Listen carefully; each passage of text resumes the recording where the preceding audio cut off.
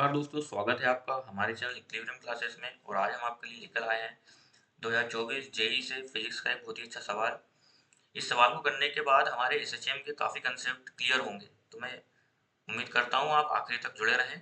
और चलिए सवाल को पढ़ते हैं। तो हमको सवाल में दिया गया एक ब्लॉक है 5 kg मास का, जो एक्स डायरेक्शन में मूव कर रहा है और उसके ऊपर एक फोर्स लग रही है। तो फोर्स है वो लग रही है हमारी F is equal to -20x + 10 newton. और इसमें हमको एक इनिशियल कंडीशन दी हुई है कि ये time t is equal to 0 second, जो हमारी पोजीशन है वो 1 मीटर है फ्रॉम द ओरिजिन, और मेरा ऑब्जेक्ट रेस्ट पर है। ठीक है, और हमसे फिर पोजीशन और मोमेंटम पूछ गई है ब्लॉक की π/4 सेकेंड पे। तो सबसे पहले हमको देखना है कि जो हमारी एस एच एम होती है उसमें जो फोर्स है उसका जो जनरल फॉर्म होता है वो होता है -kx + c के बराबर। सी एक कांस्टेंट है, तो हम देख सकते हैं यहाँ पे सी की वैल्यू 10 न्यूटन होगी और के की वैल्यू 20 होगी। तो यहाँ से मुझे पता चल गया जो मेरा के है जिसको हम स्प्रिंग कांस्टेंट बोलते हैं, स्प्रिंग कांस्टेंट, उसकी वैल्यू है 20 न्यूटन पर एम, न्यूटन पर metre.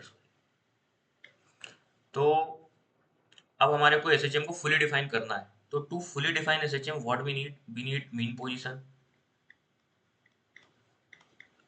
Amplitude, omega angular velocity and time period T. ये चार चीज़ों को हमको निकालना है। तो हम शुरू करते हैं मीन पोजीशन से। तो मीन पोजीशन क्या होती है, जहाँ पर मेरी फोर्स है वो जीरो होती है। तो कहाँ पर मेरी फोर्स जीरो होगी देख लेते हैं हम। एफ है मेरा 20 कॉमन लेता हूँ मैं, -20 कॉमन लेता हूँ, तो जो मेरा बचेगा वो x - 0.5। तो देख सकते हैं कि जहाँ पर हमारा ये वाला टर्म जीरो होगा वहीं पर मेरी फोर्स जीरो होगी। तो ये टर्म मेरी जीरो कहाँ पर हो रही है, x इज इक्वल टू 0.5 पर। तो मेरा जो मीन पोजीशन है अब वो क्या है, ओरिजिन से 0.5 मीटर राइट की तरफ है, पॉजिटिव है ना इसलिए राइट की तरफ है। तो यहाँ पर मेरी जो फोर्स है वो जीरो होगी और मीन पोजीशन है। तो हम डायग्राम बनाते हैं।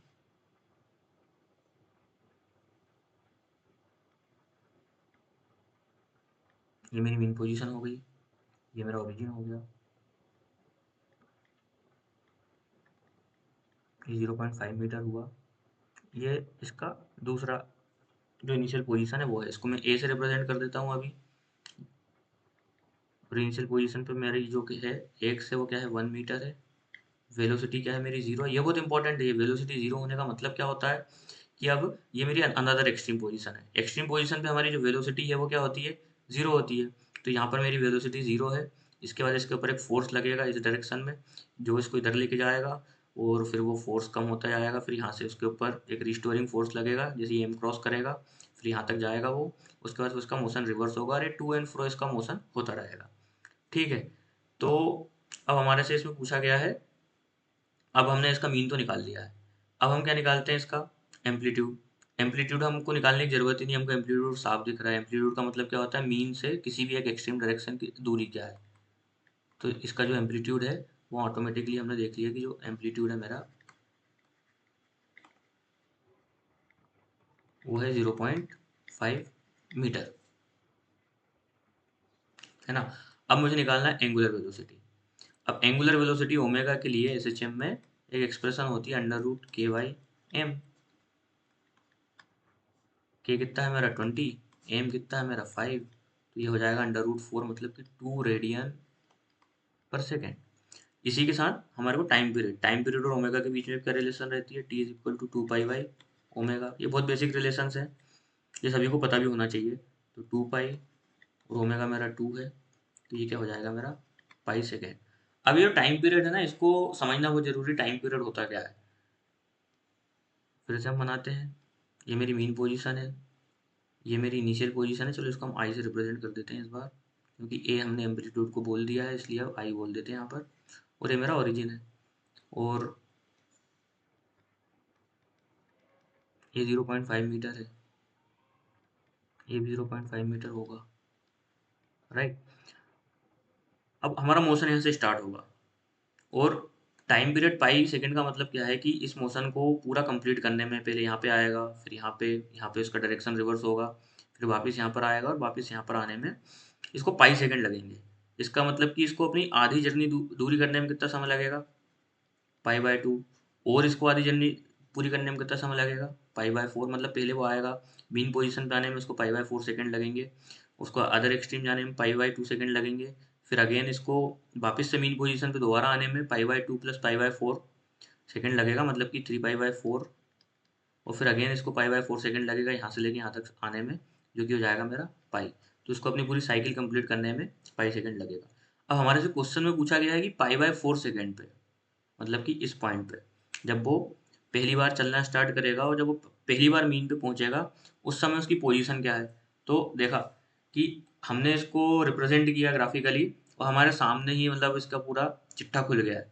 तो एक T is equal to pi by 4 second, जो मेरी डिस्टेंस है या जो मेरी पोजीशन है वो 0.5 मीटर है, क्योंकि मेरा मीन जो है मीन मेरा ओरिजिन से 0.5 मीटर राइट की तरफ है। तो मेरा मीन तो पोजीशन तो मैंने निकाल लिया है। अब मुझे वेलोसिटी निकालना है। तो वेलोसिटी निकालने के लिए एसएचएम में एक एक्सप्रेशन होता है मैग्नीट्यूड का। क्या होता है वो, ओमेगा अंडर रूट ए स्क्वायर माइनस एक्स स्क्वायर। अब यहाँ पर ना ये एक्स जो है इसको समझना बहुत जरूरी है क्या। ये एक्स होता है डिस्प्लेसमेंट फ्रॉम द मीन। ये एक्स जो है ओरिजिन से दूरी नहीं होती है, ये होती है डिस्प्लेसमेंट फ्रॉम द मीन। लिख देते हैं इसको हम यहाँ पर,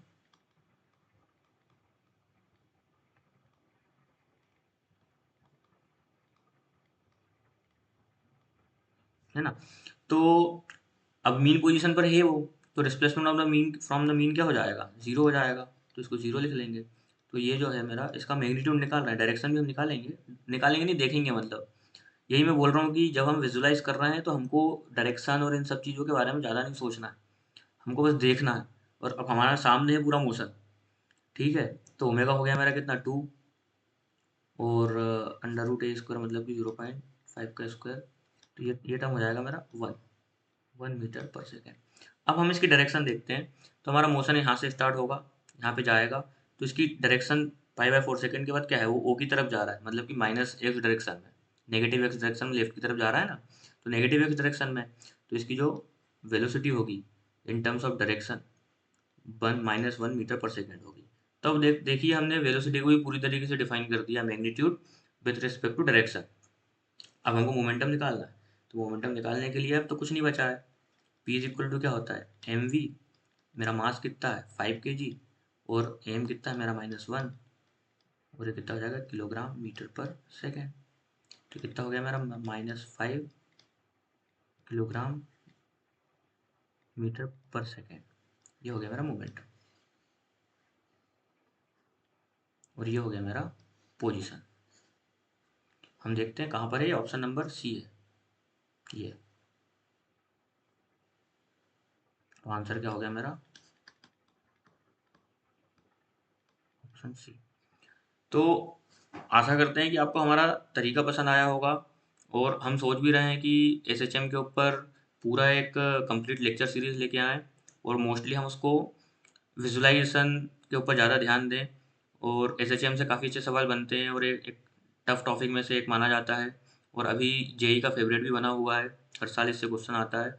और ये वाइब्रेशन आगे चल के यदि आप इंजीनियरिंग करेंगे तो आप पढ़ेंगे वहाँ पर, तो वाइब्रेशन की रीड बोलते हैं एसएचएम को। तो आप एसएचएम को छोड़िए मत, एसएचएम को ज़रूर पढ़िए, ये बहुत आसान है, कठिन कुछ नहीं होता है दोस्तों, सब चीज़ें आसान हैं, बस आपको समय देना है, विजुलाइज करना है। Physics is all about visualization and mathematics.